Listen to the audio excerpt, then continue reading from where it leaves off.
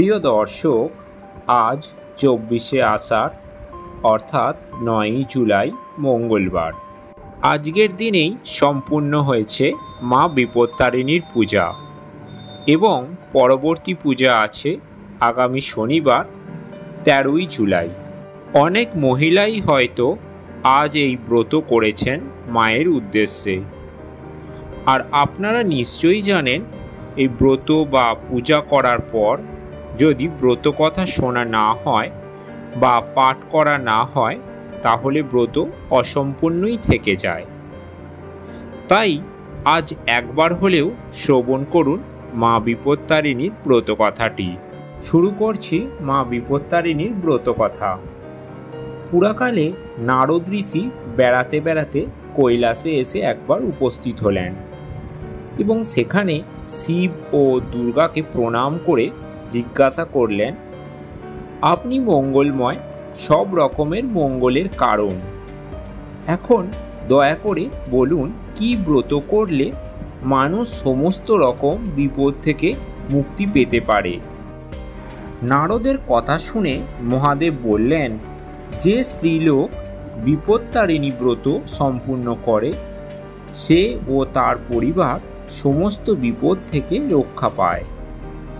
তখন নারদ জিজ্ঞাসা করেন, পূর্বে এই ব্রত কে করেছিলেন, তার নিয়মই বা কী এবং এর থেকে কি ফল পাওয়া যায় দয়া করে আমাকে বলুন।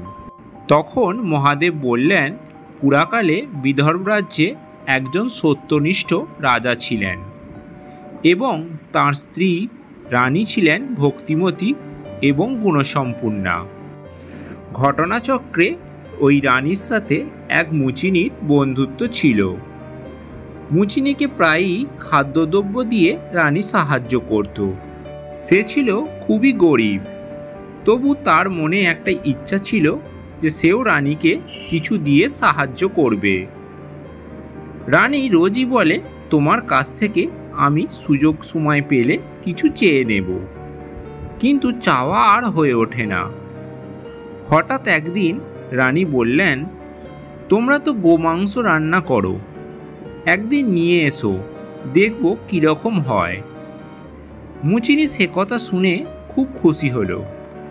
সে যত্ন করে রানীর জন্য গোমাংস রাঁধল। রান্না করার পর সে চাপা দিয়ে সযত্নে রানীর জন্য নিয়ে গেল এবং রানী সেটা নিয়ে তার ঘরের মধ্যে লুকিয়ে রাখল। কিন্তু এক রাজপরিবারের চাকর সে সমস্ত ব্যাপারটি লক্ষ্য করে রাজার কাছে গিয়ে সব কথা বলে দিল। রাজা একথা শুনে ক্রোধান্বিত হয়ে রানীর কাছে ছুটে এলেন এবং এসে রানীকে বললেন, মুচিনি তোমাকে কি দিয়ে গেছে? যদি আপত্তিকর কিছু রেখে গিয়ে থাকে আমি তোমার শিরচ্ছেদ করব। রাজার এইরকম রূপ দেখে রানী অত্যন্ত ভয় পেয়ে গেল এবং ভয় পেয়ে তখন রাজাকে বললেন, ঘরের মধ্যে ফল মূল ফুল ইত্যাদি এইসবই আছে। রাজাকে একথা বলার পর রানী মনের মধ্যে মা দুর্গাকে খুব ডাকতে লাগলেন। রানী মনে মনে বললেন, হে মা বিপত্তারিণী, আমি আজ খুব বিপদে পড়েছি, আমাকে এই বিপদ থেকে রক্ষা করো। আমি সারা জীবন তোমার ব্রত পালন করব। রানীর প্রার্থনায় দেবী সন্তুষ্ট হয়ে বললেন, তোমার স্তবে আমি সন্তুষ্ট হয়েছি। তোমার ঘরে যা কিছু ছিল তা এখন ফলমূলে পরিণত হয়েছে, তুমি রাজাকে তা দেখাতে পারো। মা দুর্গার কথা মতো রানী ঘরে গিয়ে দেখল চুবড়ির মধ্যে মাংসের পরিবর্তে হয়ে গিয়েছে সমস্ত কিছুই ফলমূল। রানী তখন সব এনে রাজাকে দেখালো আর রাজাও তা দেখে সন্তুষ্ট হলো। মা দুর্গার 108 রূপের মধ্যে একটি হলো মা বিপত্তারিণী। তারই কৃপায় আজকে রানীর বিপদ কেটে গেল। মায়ের কাছে দেওয়া কথা মতো রানী প্রত্যেক বছর এই সময় শনি ও মঙ্গলবার দিন ব্রত সম্পূর্ণ করত।